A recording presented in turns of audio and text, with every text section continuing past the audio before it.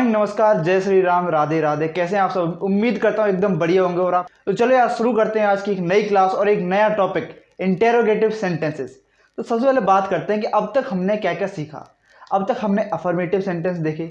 Affirmative sentences मतलब ऐसे वाक्य जिनमें सकारात्मक बातें हो रही हों, ऐसे वाक्य जिनमें सकारात्मक भाव प्रकट हो रहे हों। शुद्ध हिंदी में कहें तो ऐसे वाक्य जिनमें सकारात्मक भाव यानी पॉजिटिव थॉट्स व्यक्त हो रहे हो। ठीक है। नेगेटिव सेंटेंसेस जिनमें नकारात्मक बातें हों, नेगेटिव थॉट्स हो, जिनमें नॉट लगा हो, नहीं लगा हो, तो उन्हें बोलते हैं नेगेटिव सेंटेंसेस। लेकिन इंटेरोगेटिव सेंटेंसेस अगर बात करें कि कॉन्वर्सेशन में सबसे ज़्यादा यूज़ क्या होते हैं, तो कन्वर्सेशन में सबसे ज़्यादा यूज़ होने वाले सेंटेंसेस हैं इंटेरोगेटिव सेंटेंसेस। आप किसी से मिलते हो तो सबसे पहले क्या पूछते हो उससे? सबसे पहले क्या पूछते हो? मान लो अपने दोस्त से पूछा, आप अपने दोस्त से मिले तो आर यू फाइन। अगर वो उदास है तो आप उसे देख के क्या पूछोगे? Are you fine. इंटरव्यू और भी आपसे कोई क्वेश्चन करता है तो मेनली वो सबसे पहले आप बैठोगे। अगर आप उसे अनकंफर्टेबल लगे थोड़े बहुत तो आपसे पूछेगा आर यू कंफर्टेबल, क्या आप कंफर्टेबल हैं, आपसे पूछेगा। तो ये जो सारे क्वेश्चंस हैं, यही सारे क्वेश्चंस इंटेरोगेटिव सेंटेंसेस के अंडर में आते हैं। अब इन्हें बनाना कैसे? अब देखो, हमेशा की तरह दिमाग पर कोई प्रेशर मत डालो, बड़े ही आराम से इस क्लास के एंडिंग तक आपको बेहतर से बेहतर अंडरस्टैंडिंग इंटेरोगेटिव सेंटेंसेस की हो जाएगी। तो आओ यार क्लास में आगे बढ़ते हैं, आ जाओ, लेट्स स्टार्ट। आओ कुछ सवाल हो जाएं। इंटेरोगेटिव में हम क्या करते हैं? सवाल। आओ कुछ सवाल हो जाएं। तो देखो, ये रहा हमारा जादुई टेंस चार्ट जिसका यूज़ करके हमने अफर्मेटिव सेंटेंसेस किए, हमने नेगेटिव सेंटेंसेस किए। नेगेटिव सेंटेंसेस में हमने क्या किया था कि जहाँ जहाँ हेल्पिंग वर्ब है, हेल्पिंग वर्ब के बाद हमने नॉट लगा दिया था। हेल्पिंग वर्ब के बाद नॉट लगा दिया था। फिर चाहे वो इज एम आर हो तो हमने इज एम आर के बाद नॉट लगा दिया था, वॉज वर के बाद नॉट लगा दिया था, विल सेल के बाद नॉट लगा दिया था, डिड के बाद नॉट लगा दिया था, डू डज के बाद नॉट लगा दिया था। इसी तरीके से हमने सारी हेल्पिंग वर्ब के बाद नॉट लगा दिया था और हमने सीख लिया था कि नेगेटिव सेंटेंसेस कैसे बनते हैं। आओ सीखते हैं कि इंटेरोगेटिव कैसे बनते हैं। इंटेरोगेटिव सेंटेंसेस का केवल एक रूल, मैंने आपको एक रूल बताया था नेगेटिव का, एक ही रूल बता रहा हूँ इंटेरोगेटिव का। हेल्पिंग वर्ब को उठा के पटक दो। हेल्पिंग वर्ब को उठा के पटक दो। हेल्पिंग वर्ब को उठा के पटक दो। हाँ, आओ एग्जाम्पल से समझते हैं हेल्पिंग वर्ब को कैसे उठा के पटकना है। तो ये देखो, ये है अफर्मेटिव सेंटेंसेस। अफर्मेटिव सेंटेंस है ये, सकारात्मक वाक्य। वे आज जापान जा रहे हैं। ये ना तो नेगेटिव है ना ही इंटेरोगेटिव है। इंटेरोगेटिव में सवाल पूछा जाता है, नेगेटिव में किसी काम को ना होते हुए, किसी क्रिया को ना होते हुए दिखाया जाता है। लेकिन इसमें क्या बात हो रही है? वे आज जापान जा रहे हैं। वे आज जापान जा रहे हैं। हम भी कहते हैं ना कभी कभी, वे आज गांव जा रहे हैं, वे आज ग्वालियर जा रहे हैं, वे आज इंदौर जा रहे हैं, वे आज भोपाल जा रहे हैं। तो बहुत ही जनरल वे में यूज होने वाला सेंटेंस है, आराम से ट्रांसलेट कर लो, कोई दिक्कत नहीं है। तो सबसे पहले देखो, ये सेंटेंस, ये वाक्य किस टेंस के अंडर में आ रहा है? जा रहे हैं। जा रहे हैं ऐसा काम जो कि प्रेजेंट में, करंट पोजीशन में किया जा रहा है। प्रेजेंट कंटिन्यूअस, रहा है, रही है, रहे हैं, रहा है, रही है, रहे हैं, पहचान से ही मिला लिया। वे आज जापान जा रहे हैं। तो आओ इसमें देखते हैं सब्जेक्ट क्या है। तो वे आज जापान जा रहे हैं, इससे पूछो कौन? वे। कौन? वे। सब्जेक्ट क्या हो गया? वे। अब देखो, इसमें मेन वर्ब, मुख्य क्रिया क्या हो गई? जा रहे हैं, जाना यानी गो। जाने के लिए क्या यूज करते हैं हम? गो। इसकी सेकंड फॉर्म होती है वेंट, थर्ड फॉर्म होती है गोन एंड आईएनजी फॉर्म गोइंग। तो इसकी मेन वर्ब भी पता चल गई हमें और हेल्पिंग वर्ब भी पता चल गई। प्रेजेंट कंटिन्यूअस में कौन सी लगती है? Is am are. आओ इसे ट्रांसलेट करते हैं नॉर्मली। शुरुआत सब्जेक्ट से करते हैं। सब्जेक्ट में वे। वे के लिए यूज क्या करते हैं हम? दे। वे के लिए क्या यूज करते हैं? दे। अब देखो, वे का मतलब है एक से ज्यादा। वे का यूज दो तरीके से होता है। या तो अपन किसी बड़े से कह रहे होते हैं, किसी जिसको हम रिस्पेक्ट दे रहे हो, वे वहाँ हैं, वे आज जा रहे हैं। या फिर बहुत सारे लोग हों, एक से ज़्यादा लोग हों, 2 3 4 5 10 15, वे आज वहाँ कहीं जा रहे हैं। तो वे का यूज दोनों तरीके से किया जा सकता है। इसलिए हम दे को, यानी कि THEY को, दे को हमेशा प्लूरल सब्जेक्ट मान के चलते हैं। हमेशा इसे प्लूरल सब्जेक्ट मानना है अपन को। आ जाओ, तो दे एक प्लूरल सब्जेक्ट है। अब प्लूरल सब्जेक्ट क्या है? क्या लगता है? क्या इज लगता है, क्या एम लगता है, या फिर आर लगता है? मैंने बताया था एम लगता है केवल आई के साथ, इज लगता है सिंगुलर सब्जेक्ट के साथ, और प्लूरल सब्जेक्ट्स के साथ लगता है आर। तो दे के साथ लगाएंगे are, they are. Main verb, helping verb के बाद मेन वर्ब की आईएनजी फॉर्म। मेन वर्ब क्या थी, जा रहे हैं की गो, गो थी अपनी मेन वर्ब, तो उसकी ING form going, they are going. कहाँ जा रहे हैं, Japan, they are going to they are going to Japan, Japan जा रहे हैं, लगता है सी फूड खाएंगे, आओ। They are going to Japan, आज हिंदी में दिया है वे आज, तो मैंने कहा था टुडे हो, टुमारो हो, यस्टरडे हो, सेंटेंस के एंड में लगा दो, सिंपल हो जाएगी चीज। They are going to Japan today. अब देखो यहां मैंने जापान का जे कैपिटल बनाया क्योंकि पता है कंट्री का नाम है, तो कंट्री के नाम का पहला लेटर कैपिटल बनाना है, जापान का J capital. They are going to Japan today. ये तो हो गया बेसिक सा ट्रांसलेशन, आपके लिए बिल्कुल ऐसा ही होगा जैसे मैगी बनाने का काम, शायद मैगी बनाने से भी ज़्यादा आसान होगा। अब इसे करते हैं इंटेरोगेटिव। अब मैं बोलूँ वे आज जापान जा रहे हैं, अगर इसे मैं क्वेश्चन के रूप में बनाऊं तो ऐसे बना सकता हूं ना, क्या वे आज जापान जा रहे हैं, क्या वे आज जापान जा रहे हैं, बन गया हमारा क्वेश्चन के रूप में। पहले था हमारा अफर्मेटिव, वे आज जापान जा रहे हैं, अब ये हो गया इंटेरोगेटिव, क्या वे आज जापान जा रहे हैं। तो आओ इसे ट्रांसलेट करते हैं। तो मैंने कहा था हेल्पिंग वर्ब को उठा के पटक दो, मैंने क्या कहा था, हेल्पिंग वर्ब को उठा के पटक दो। तो इसका ट्रांसलेशन क्या था, वे आज जापान जा रहे हैं, क्या ट्रांसलेशन हुआ था, they are going to Japan. इसमें हेल्पिंग वर्ब क्या है, आर। अगर आर को उठा के सब्जेक्ट से पहले पटक दोगे, हेल्पिंग वर्ब को उठा के सब्जेक्ट से पहले पटक दोगे, तो ये हो जाएगा इंटेरोगेटिव और इसका मतलब हो जाएगा क्या वे आज जापान जा रहे हैं। चलो दोबारा लिखते हैं, आर को उठा के सब्जेक्ट से पहले पटक दो, और कुछ नहीं बदलना, और कुछ नहीं बदलना, केवल आर को उठा के सब्जेक्ट से पहले पटक दो, आर को उठा के दे से पहले पटक दो। अब देखो आर को उठा के दे से पहले पटक दो, आर। अब देखो आर का ए कैपिटल क्यों बना है भाई, फर्स्ट लेटर है, ये चीज तो बहुत ज्यादा बेसिक हो गई, दे। अब आर आ गया दे से पहले, आर आ गया दे से पहले, अब आर के, अब दे जो है दे वो हो गया आर के बाद। आ जाओ, आर दे, आर दे। अब देखो यहां तक चीज हो गई, आर दे से पहले चला गया, उसके बाद दे आ गया तो हो गया आर दे, और उसके बाद एज इट इज, कुछ नहीं करना, मैंने केवल एक ही रूल बताया था, हेल्पिंग वर्ब को उठा के पटक दो, और कुछ तो मैंने नहीं बदलवाया था, तो बस हेल्पिंग वर्ब को उठा के पटका और सारा वही है, और सारा स्ट्रक्चर सारा ट्रांसलेशन वही है। आर दे, उसके बाद क्या था, गोइंग टू जापान टुडे। लिखो are they going to, oh shit, sorry, Japan today. Are they going to Japan today. अब ये हो गया इंटेरोगेटिव, क्या वे आज जापान जा रहे हैं, are they going to Japan today. क्या ये सही है, अभी जो मैंने लिखा है वो सही लिखा है क्या, ये सही है, गलत है, गलत है। इसमें और कोई गलती नहीं है, ऐसा नहीं कि मैंने कहीं आर गलत लगाया और इज एम आर कुछ लगाना था, ऐसा नहीं है।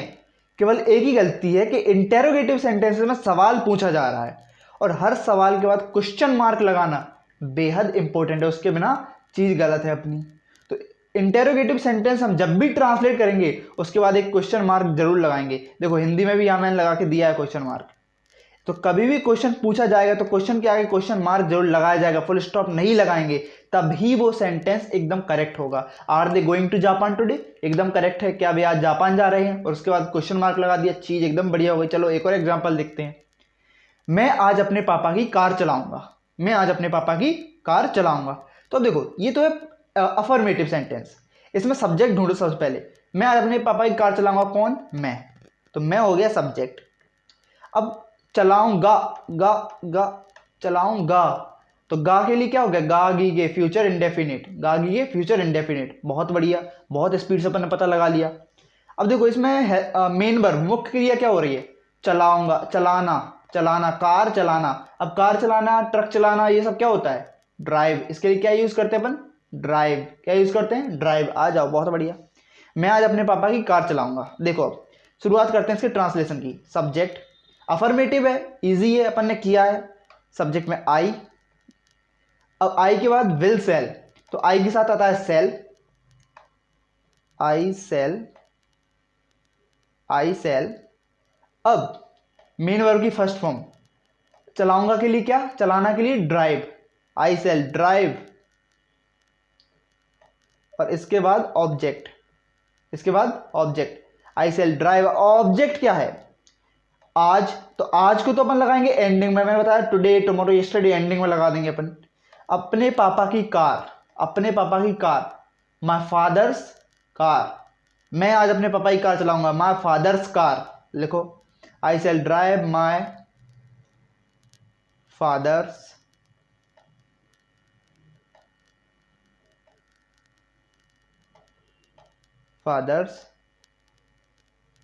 कार। और आज को एंड में लगा दो, जो आज यहां दिया है उसे एंड में लगा दो, today. I shall drive my father's car today. अब देखो फादर के बाद मैंने अपोस्ट्रोफी और फिर एस लगाया है। अब जिन लोगों को पता है कि अपोस्ट्रोफी एस क्या होता है उन्हें समझ में आ गया होगा कि इसका मतलब है फादर की कार। अपोस्ट्रोफ किसी वर्ड को लिख के जैसे लिख दो, मैंने लिखा सचिन, मैंने लिखा सचिन। अब सचिन के बाद मैं अपोस्ट्रोफी लगा के एस लगा दूं, सचिन के बाद अपोस्ट्रोफी लगा के एस लगा दूं, तो उसका मतलब हो जाए सचिन का, सचिन का। तो फादर के बाद मैंने अपोस्ट्रोफी लगा के एस लगा दिया और उसके बाद कार लिख दिया, मतलब फादर की कार, पिता की कार, पापा की कार। तो अपोस्ट्रोफी एस को भी अपन बड़ी आसानी समझेंगे आगे के लेक्चर में, उसकी कोई टेंशन मत लो। अभी यूज हुआ है थोड़ा सा मैंने बता दिया बेसिक, कोई दिक्कत नहीं है, और आगे अपन बहुत डीप में भी समझेंगे। कहीं ऐसी जगह भी हैं जहां आप अपोस्ट्रोफी में फंसोगे, अपोस्ट्रोफी में आप फंसोगे एक जगह, वो भी मैं आपको क्लियर करूंगा आगे के लेक्चर्स में। आ जाओ, तो ये तो हो गया बेसिक ट्रांसलेशन अफर्मेटिव सेंटेंस का, मैं आज अपने पापा की कार चलाऊंगा, I will drive my father's car today. अब अगर इसका इंटेरोगेटिव बनाएंगे, इसका सवाल बनाएंगे हम, क्या मैं आज अपने पापा की कार चलाऊंगा, ये क्या था बेसिक में, मैं आज अपने पापा की कार चलाऊंगा। इंटेरोगेटिव बना दो, क्या मैं आज अपने पापा की कार चलाऊंगा, क्या मैं आज अपने पापा की कार चलाऊंगा। अब देखो रूल मैंने क्या बताया था, रूल मैंने क्या बताया था, हेल्पिंग वर्ब को उठा के पटक दो बस, और कुछ नहीं करना। हेल्पिंग वर्ब को उठा के पटक दो। हेल्पिंग वर्ब क्या है, सेल, इसे आई के आगे उठा के पटक दो, इसे सब्जेक्ट के आगे उठा के पटक दो हेल्पिंग वर्ब को।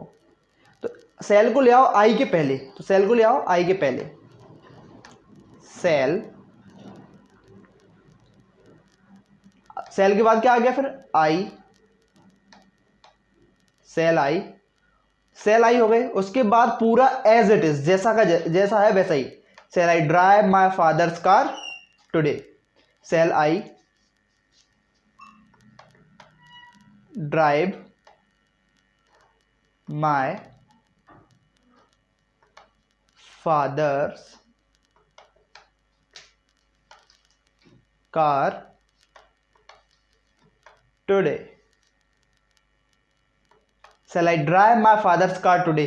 क्या मैं आज अपने पापा की कार चलाऊंगा। और अभी ये क्या सही है, बिल्कुल सही नहीं है, हमने क्वेश्चन मार्क नहीं लगाया, बिल्कुल गलत है। क्वेश्चन मार्क के बिना इंटरोगेटिव सेंटेंसेस बिल्कुल गलत है, क्वेश्चन मार्क लगाना ही है। ओके, तो देखो हमने क्या किया, केवल हेल्पिंग वर्ब को सेल को उठा के पटक दिया। सेल पहले आई के बाद लगा हुआ था इस जगह पर, बट हमने उसे उठा के आई के आगे पटक दिया, यानी कि सब्जेक्ट के आगे पटक दिया हेल्पिंग वर्ब को, और पूरा पूरा ट्रांसलेशन बदल गया। पहले वो क्या कह रहा था, मैं आज अपने पापा की कार चलाऊंगा, I shall drive my father's car today. जब हमने सेल को उठा के हेल्पिंग वर्ब को उठा के सब्जेक्ट के आगे पटक दिया, तो मतलब क्या निकल के आया, क्या मैं आज अपने पापा की कार चलाऊंगा, shall I drive my father's car today, shall I drive my father's car today, मतलब बदल गया। ओके, देखो तो होता क्या है ना कि हम लोग हेल्पिंग वर्ब से पहले सब्जेक्ट लगाते हैं, पहले सब्जेक्ट लगाते हैं, फिर ये स्ट्रक्चर। तो स्ट्रक्चर में क्या आता है, हेल्पिंग वर्ब, यानी हेल्पिंग वर्ब से ठीक पहले सब्जेक्ट आता है हमेशा। यहाँ वॉज वर्ब से पहले सब्जेक्ट आता है, यहाँ विल सेल से पहले सब्जेक्ट आता है। और इंटेरोगेटिव सेंटेंस में हमने क्या किया, हेल्पिंग वर्ब को उठा के सब्जेक्ट से पहले कर दिया। वॉज वर्ब हेल्पिंग वर्ब है, उसे उठा के सब्जेक्ट से पहले कर देंगे। विल सेल हेल्पिंग वर्ब है, उसे सब्जेक्ट से पहले कर देंगे। मतलब सब्जेक्ट को हेल्पिंग वर्ब के सब्जेक्ट हमेशा हेल्पिंग वर्ब के बाद अगर आता है तो वो इंटेरोगेटिव सेंटेंस है, मतलब कि सवाल पूछा जा रहा है। अब देखो फिर से एक कॉन्सेप्ट सिखाता हूं, आओ। पापा मुझे मोटरसाइकिल चलाना सिखा रहे होंगे, तो क्या है नेगेटिव है, नहीं जी। अगर ऐसा होता पापा मुझे मोटरसाइकिल चलाना नहीं सिखा रहे होंगे तो ये नेगेटिव होता, लेकिन इसमें है पापा मुझे मोटरसाइकिल चलाना सिखा रहे होंगे, ये तो अफर्मेटिव है, ये तो सकारात्मक वाक्य है। आज उसे ट्रांसलेट करते हैं। तो देखो इसकी एंडिंग किस पर हो रही है, रहे होंगे, रहे होंगे, फ्यूचर कंटिन्यूअस, रहा होगा, रहे होंगे, फ्यूचर कंटिन्यूअस, ठीक है, इसकी एंडिंग हो रही है रहे होंगे। अब देखो इसमें सब्जेक्ट फाइंड करते हैं। पापा मुझे मोटरसाइकिल चलाना सिखा रहे होंगे, कौन, पापा, कौन, पापा सिखा रहे होंगे, पापा सिखा रहे होंगे, ठीक है। तो सब्जेक्ट इसमें क्या है, पापा, फादर, फादर। अब देखो हेल्पिंग वर्ब क्या है, विल सेल, केवल आई और बी के साथ सेल लगता है, बाकी दुनिया भर की सारी चीजों के साथ लगता है विल। तो फादर विल, फादर विल, और विल के बाद be, will shall plus be plus main verb की ING form, father will be सिखा रहे होंगे। मेन वर्ब क्या है, मुख्य क्रिया क्या है, चलाना मुख्य क्रिया नहीं है, चलाना तो मैं चलाऊंगा, मतलब वाक्य में मैंने कहा क्या क्या कहा, पापा मुझे मोटरसाइकिल चलाना सिखा रहे होंगे, चलाऊंगा तो मैं, लेकिन जो सब्जेक्ट है पापा वो क्या कर रहे हैं, वो तो सिखा रहे हैं, वो तो टीचिंग कर रहे हैं, वो तो टीचिंग कर रहे हैं। तो सिखाने के लिए क्या यूज करेंगे, टीच, उसका second form taught, third form taught, and ING form teaching. अब इसमें लगता है फ्यूचर कंटिन्यूअस में ING form, will shall plus be plus main verb की आईएनजी फॉर्म, तो लगा दो father will be teaching, father will be teaching. अब किसे किसे सिखा रहे होंगे, मुझे, me, father will be teaching me, क्या सिखा रहे होंगे, मोटरसाइकिल चलाना, मोटरसाइकिल चलाना, मोटरसाइकिल चलाना। अब इसमें ऐसे कोई काम करना सिखा रहे हैं, तो इस तरीके के वाक्य में हम उससे पहले जो चीज सिखा रहे हैं ना उससे पहले टू यूज करेंगे। कैसे, father will be teaching me, father will be teaching me to drive motorcycle, to drive the motorcycle.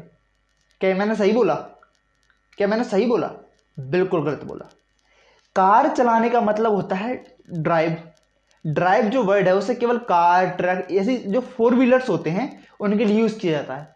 Two wheeler के लिए क्या यूज किया जाता है, टू व्हीलर हो या फिर घोड़ा हो, हॉर्स हो, उसके लिए क्या यूज किया जाता है, राइड। बाइक को कभी आप ड्राइव नहीं करते, बाइक को हमेशा राइड करते हैं। एक घोड़े को आप ड्राइव नहीं करते, घोड़े पर आप राइडिंग करते हैं। एक कार की ड्राइविंग करते हो बट घोड़े पर राइडिंग करते हो, बाइक पर राइडिंग करते हो। तो बाइक के लिए हमेशा राइडिंग यूज करना, राइड, उसकी आईएनजी फॉर्म राइडिंग। आ जाओ, father will be teaching me to ride, to ride the. अब मोटरसाइकिल के लिए बाइक यूज कर सकते हैं जनरल वे।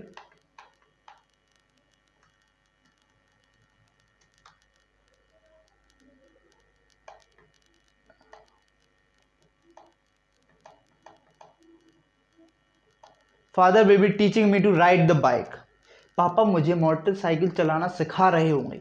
अब मैंने क्या बताया था, इंटेरोगेटिव कैसे बनाओगे, सबसे पहले हिंदी में सोचो।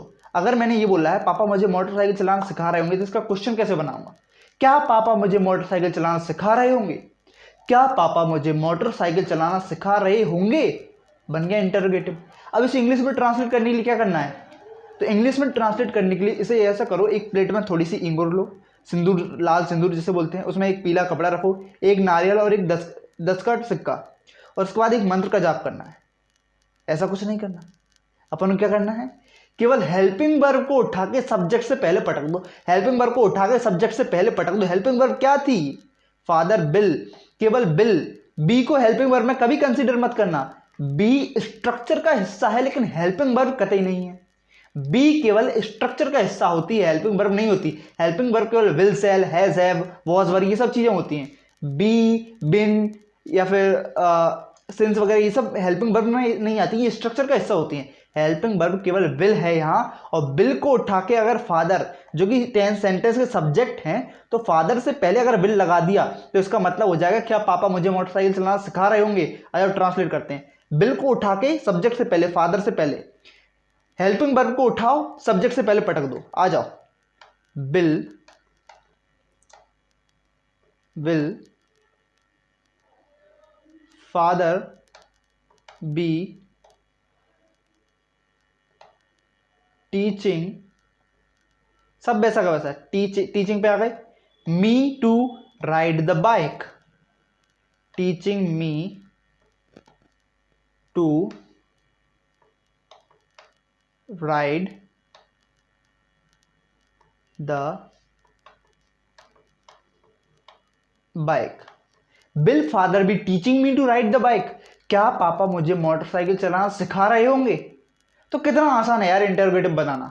और टीचर्स कई जगह क्या होता है कि इसका अलग से स्ट्रक्चर लिखवाते हैं। मैंने बताया ना, अफर्मेटिव का अलग, नेगेटिव का अलग, इंटरोगेटिव का अलग।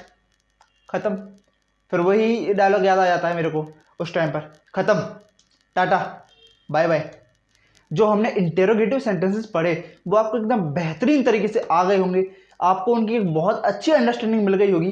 बट हो सकता है कहीं ना कहीं थोड़ी बहुत कन्फ्यूजन हो, थोड़े मिसकॉन्सेप्शंस हो, उन्हें हम इस क्लास में बहुत बढ़िया तरीके से सॉल्व कर रहे होंगे, बहुत बढ़िया तरीके से उन सभी चीज़ों की अंडरस्टैंडिंग ले रहे होंगे। तो आओ शुरू करते हैं आज की क्लास। आओ गहराई में चलें। इस क्लास में हम गहराई में जाने वाले हैं इंटरोगेटिव सेंटेंसेस की, मतलब बहुत अच्छी डीप में अंडरस्टैंडिंग लेने वाले हैं इंटरोगेटिव सेंटेंसेस की। आ जाओ। तो देखो यार, कल हमने थोड़े बहुत एग्जांपल्स किए थे, कुछ 2-3 एग्जांपल्स किए थे, और इतना तो हमें समझ में आ गया था कि इंटरोगेटिव सेंटेंसेस में बहुत कुछ अलग नहीं करना, केवल हेल्पिंग वर्ब को उठा के सब्जेक्ट से आगे पटक देना है।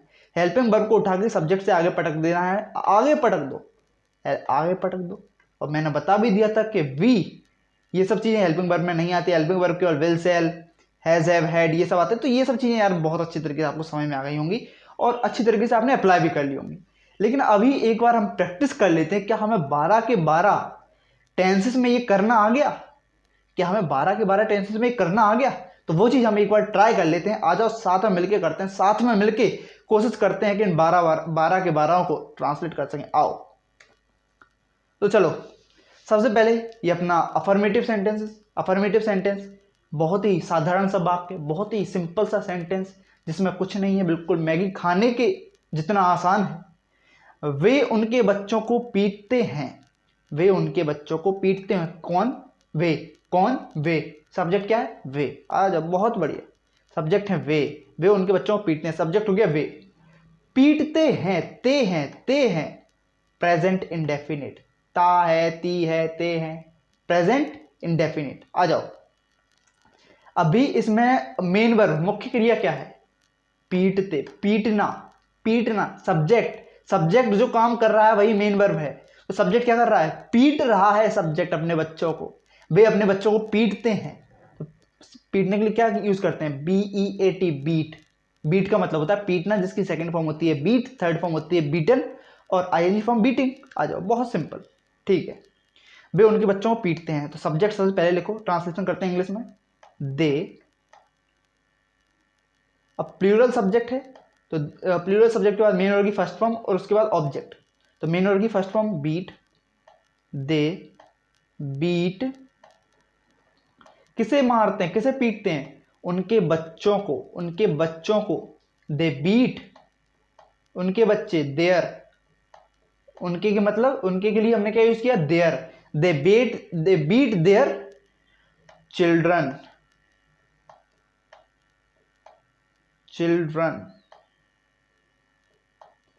अरे भैया, यहां तो लिखा है बच्चों को लिखा है, यहां तो चिल्ड्रंस लगाओ ना, एस लगाओ ना उसमें, एस, तभी तो प्लूरल होगा।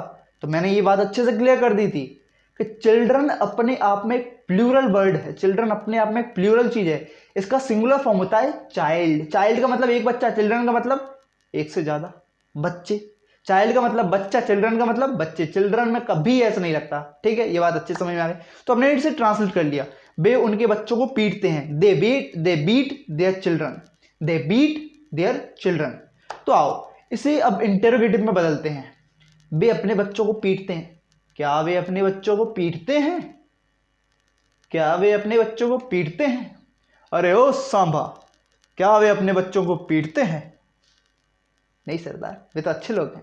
चलो आओ अपन ट्रांसलेट करते हैं। आओ, क्या वे उनके बच्चों को पीटते हैं? तो सबसे पहले देखो, अपन को पता करना है कि सेंटेंस, ये वाक्य किस टेंस के अंडर में आ रहा है। तो एंडिंग देखो, ता है, ती है, ते हैं, भाई प्रेजेंट इंडेफिनिट। आ जाओ, क्या वे उनके बच्चों को पीटते हैं? तो देखो, अभी हमने ट्रांसलेट किया था वे उनके बच्चों को पीटते हैं। वे उनके बच्चों को पीटते हैं, दे बीट देयर चिल्ड्रन। तो इसमें हमने नहीं लगाई कोई भी हेल्पिंग वर्ब। क्या इसमें हेल्पिंग वर्ब दिख रही है? बीट तो मेन वर्ब है, बीट तो मेन वर्ब है, ये सब्जेक्ट है, और सब्जेक्ट और मेन वर्ब के बीच में आती है अगर हेल्पिंग वर्ब को आना होता है तो।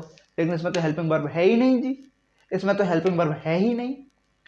तो इस केस में हमको मानना होगा, इस केस में हमें मान के चलना होगा कि जो प्रेजेंट इंडेफिनिट की हेल्पिंग वर्ब होती है do does, do does, present indefinite की हेल्पिंग वर्ब डू डज, उनमें से कोई एक तो यहां है, कोई एक यहां है, वो हमें मानना होगा, वो हमें मानना होगा। अफर्मेटिव सेंटेंस में हम लगाते नहीं क्यों, उसकी जरूरत नहीं पड़ती, लेकिन इंटेरोगेटिव में हमें उसे उठा के आगे पटकना है। अब उठा के पटकना है तो कहीं से तो उठा के पटकेंगे। तो चलो मान लो यहां पर वो है, मान लो यहां पर हेल्पिंग वर्ब है, और उसे उठा के जब पटकेंगे, अभी वो दिखाई नहीं दे रही, लेकिन उठा के जब इधर से इधर पटकेंगे सब्जेक्ट के आगे तो वो दिखाई भी देने लगेगी। अब लेकिन यहाँ डू माने या डज माने, डू माने या डज माने, तो दे क्या है?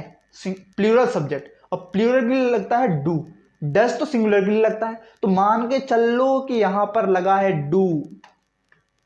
अफर्मेटिव सेंटेंस में नहीं लगाते, सकारात्मक वाक्य में नहीं लगाते, लेकिन इंटेरोगेटिव में हमें उसे उठा के पटकना है। तो उठा के पटकने के लिए हमें अपना दुश्मन चाहिए, हमारा दुश्मन हेल्पिंग वर्ब। वह तो बहुत अच्छा दोस्त है, बहुत मदद करता है अपनी ट्रांसलेशन में, लेकिन अभी मान लो दुश्मन उठा के पटक रहे, उसने कुछ बिगाड़ दिया अपना, उसने फेसबुक पे अपना एक फोटो डिसलाइक कर दिया, या फिर इंस्टाग्राम पे भद्दा सा कमेंट कर दिया आपके पोस्ट पे। अब समझ लो ये आपका दुश्मन है, हेल्पिंग वर्ब डू आपका दुश्मन है, इसे उठा के पटकना है। अब आपको अगर ये दिख ही नहीं रहा तो कैसे पटकोगे, क्योंकि अफर्मेटिव में तो दिख ही नहीं रहा। तो मान के चल लो कि डू वहां है, डू वहां है, तभी तो उठा के पटक पाएंगे, तभी तो इंटेरोगेटिव में बदल पाएंगे। तो यहाँ डू है, ये मान लिया, समझ में आ गया भाई, बहुत अच्छे से आपने समझाया, मजा आ गया, आहा। आ जाओ, अब इसे उठा के पटक दो आगे तो हो जाएगा। अभी ये क्या था, वे उनके बच्चों को पीटते हैं, अगर डू को उठा के आगे पटक दिया, हेल्पिंग वर्ब को उठा के आगे पटक दिया, तो इसका मतलब क्या निकलेगा? क्या वे अपने बच्चों को पीटते हैं? क्या वे अपने बच्चों को पीटते हैं? आओ ट्रांसलेशन करते हैं। डू को उठा के हमने आगे पटक दिया, डू, इसके बाद था सब्जेक्ट दे, और सब कुछ वैसा का वैसा, do they beat, do they beat their, do they beat their children. इसके बाद क्वेश्चन मार्क, नहीं तो सब कुछ गलत हो जाएगा। बताया था क्वेश्चन मार्क के बाद बिना सब कुछ गलत। Do they beat their children, do they beat their children, है जी, do they beat their children. बस इतने हंस के ऐसा सवाल पूछ रहा हूँ, क्या वे अपने बच्चों को पीटते हैं? चलो आगे बढ़ते हैं, अपन ट्रांसलेशन करते हैं यार, सीधे साधे लोग अपन ट्रांसलेशन करते हैं, क्या करना अपन को बच्चे बीतते। आ जाओ, क्या वे उनके बच्चों को पीटते थे?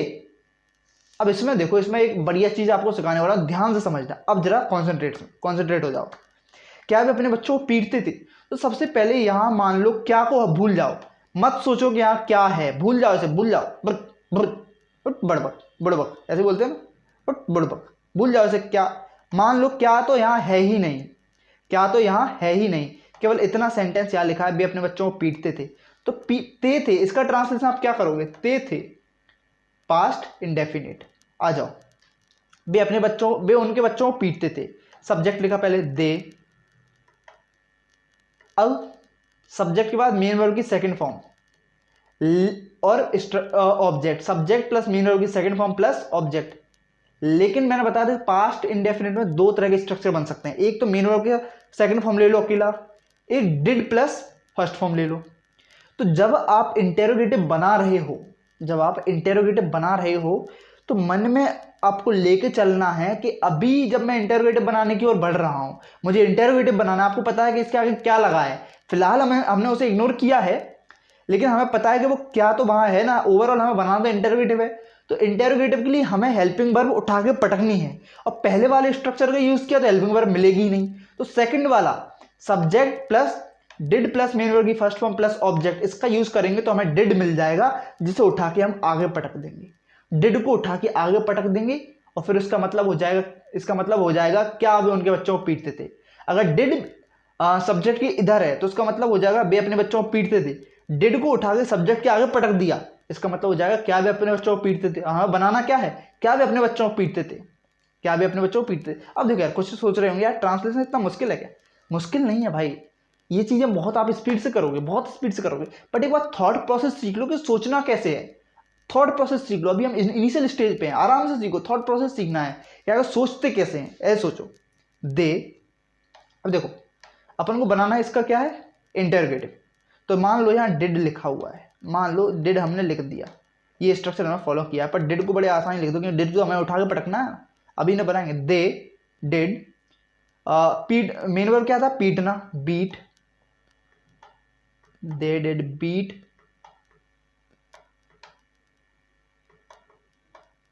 देयर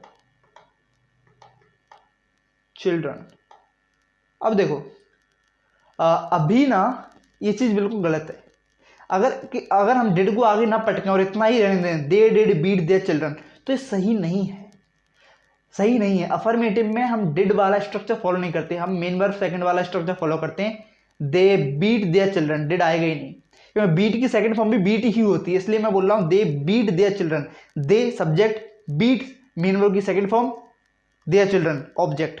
तो सब्जेक्ट मेन वर्ब की second form plus object. Affirmative में तो ये हो गया, लेकिन हम तो यहाँ इंटरोगेटिव बनाना है ना हमें, तो इसलिए हमने मान लिया है डिड लिखा है। और डिड लिखे हुए डिड को हम इधर उठा के पटक दें, अगर डिड को हम इधर उठा के पटक दें और इस टी को छोटा टी कर दें, स्मॉल टी कर दें, डिड को हमने उधर पटक दिया आगे सब्जेक्ट से और इस टी को स्मॉल टी कर दिया और यहाँ क्वेश्चन मार्क लगा दिया।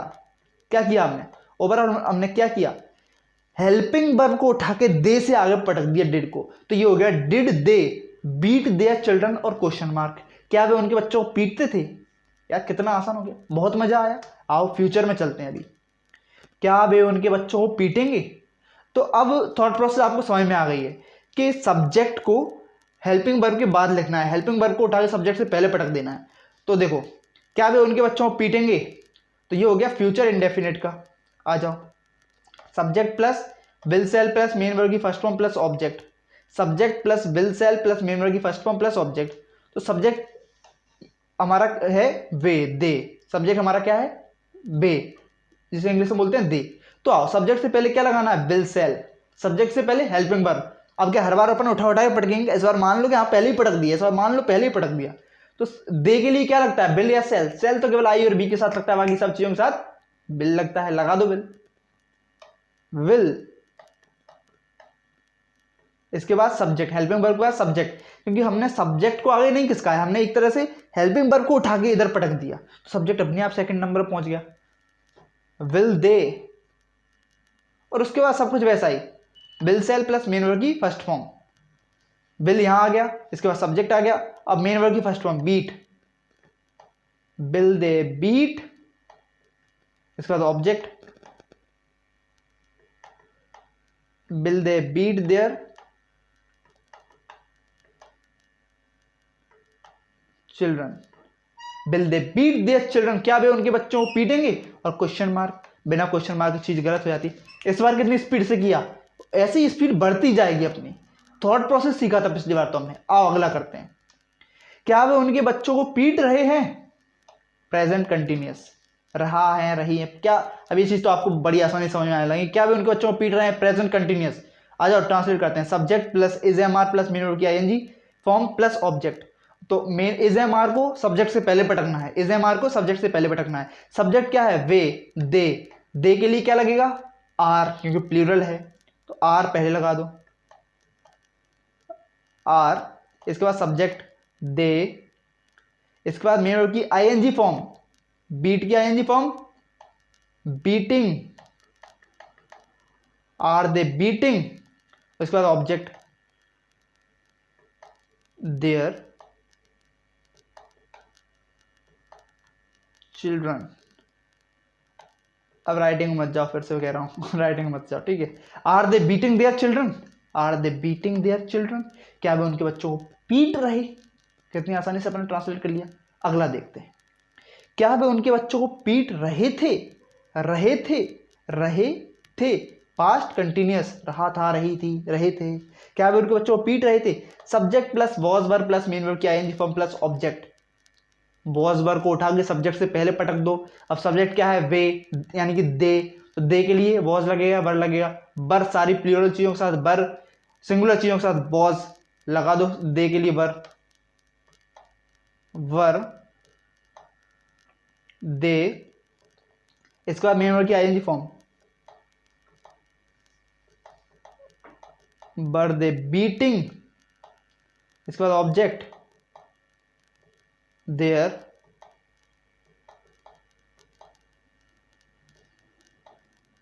चिल्ड्रन और क्वेश्चन मार्क।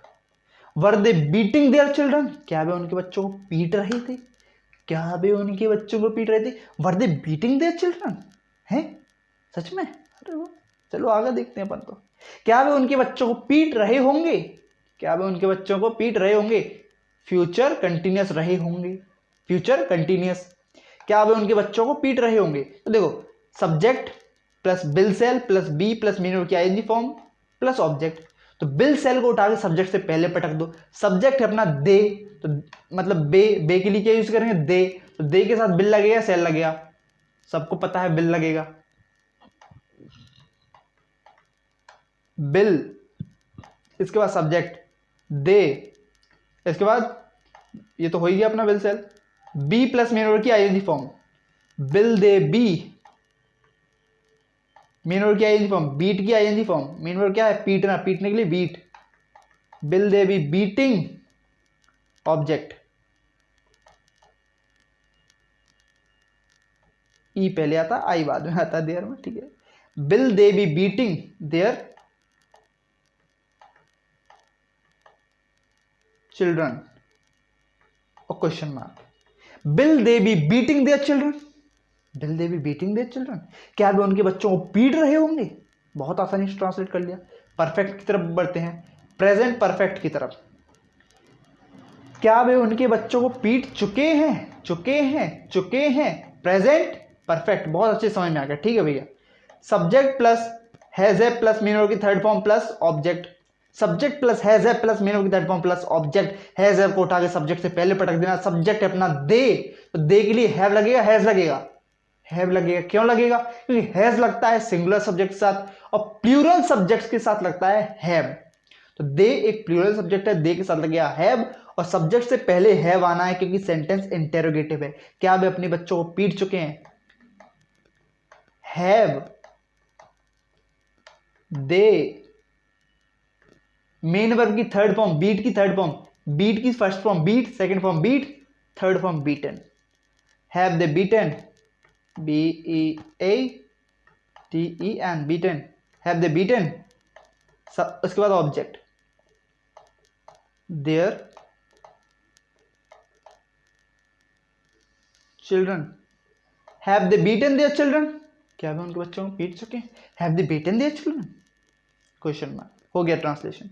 आओ, क्या वे उनके बच्चों को पीट चुके थे, क्या वे उनके बच्चों को पीट चुके थे, पास्ट परफेक्ट, पास्ट परफेक्ट, क्या वे उनके बच्चों को पीट चुके थे। आ जाओ, सब्जेक्ट से शुरू, subject plus head plus main verb की थर्ड फॉर्म प्लस ऑब्जेक्ट। अब हेड है इसमें हेल्पिंग वर्ब, सब्जेक्ट से पहले उठा के पटक दो, उसकी टांग पकड़ो, सब्जेक्ट से उठा के पहले पटक दो, हेड, हेड, सब्जेक्ट क्या है वे, दे, हेड दे, मेन वर्ब की third form beaten, had they beaten their children, have they beaten their children, had they beaten their children, क्या वे उनके बच्चों को पीट चुके थे, had they beaten their children। बहुत अच्छे ट्रांसलेशन कर लिया, इंटरोगेटिव का ट्रांसलेशन कर लिया। आ जाओ अगला देखते हैं, क्या वे उनके बच्चों को पीट चुके होंगे, चुके होंगे, चुके होंगे, चुके होंगे, चुका होगा, चुकी होगी, चुके होंगे, फ्यूचर परफेक्ट। आ जाओ, subject plus will shall plus have plus main verb की third form plus object, will shall को उठा के सब्जेक्ट से पहले पटक दो और स्ट्रक्चर वही है पूरा। अब बिल या सेल क्या लगेगा, दे के साथ बिल लगेगा, सेल लगेगा, सब्जेक्ट तो दे है, दे के साथ बिल लगेगा, बहुत बढ़िया, विल दे, इसके बाद स्ट्रक्चर वही, हैव, मेन वर्ब की third form beaten, will they have beaten, इसके बाद object there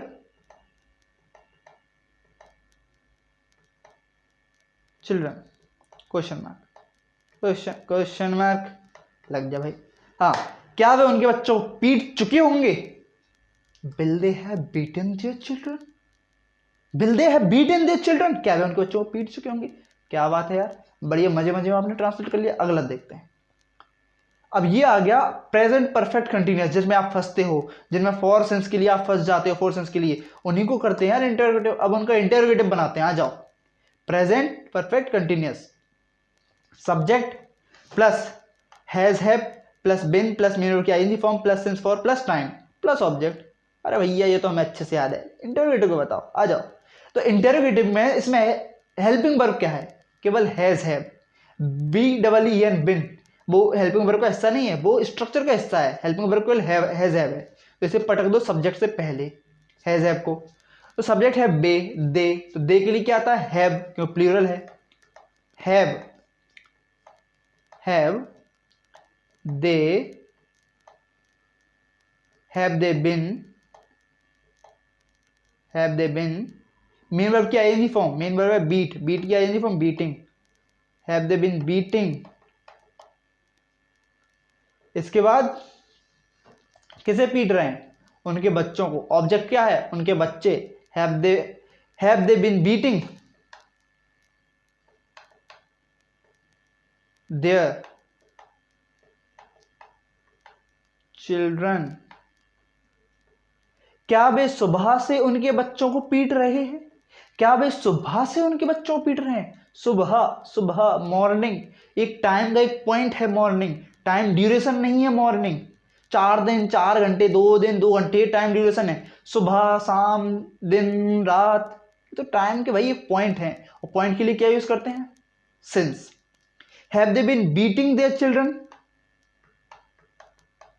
since morning.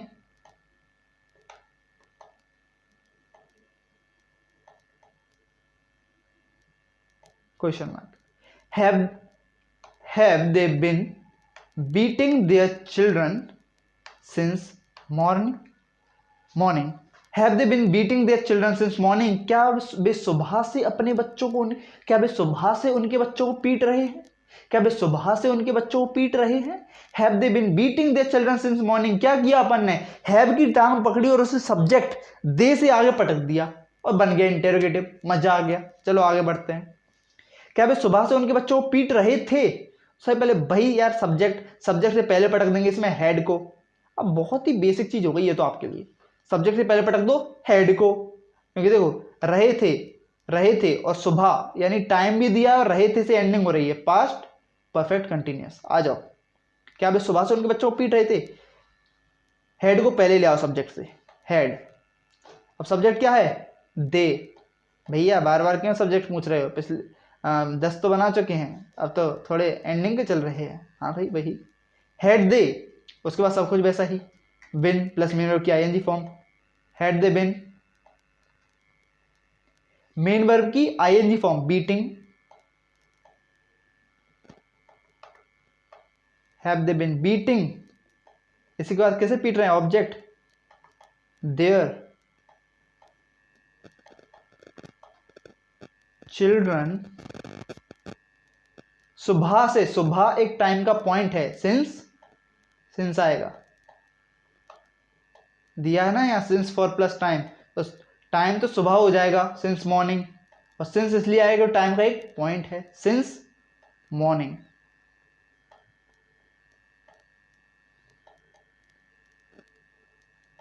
Have they been beating their children since morning, have they been beating their children since morning, क्या वे सुबह से अपने बच्चों को पीट रहे हैं। Had they been beating their children since morning, क्या वे सुबह से अपने बच्चों को पीट रहे थे।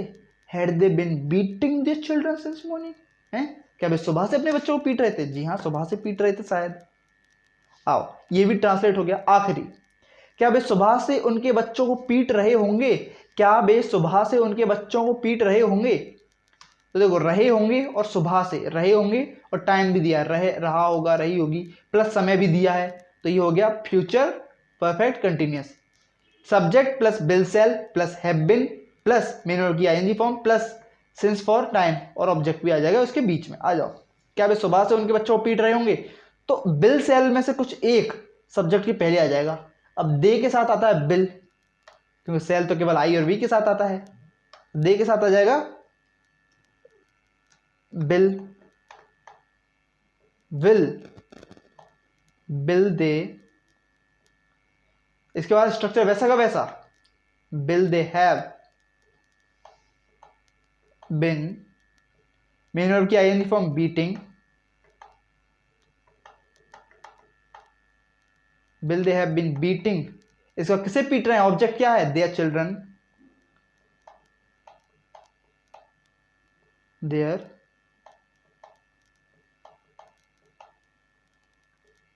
Children since morning.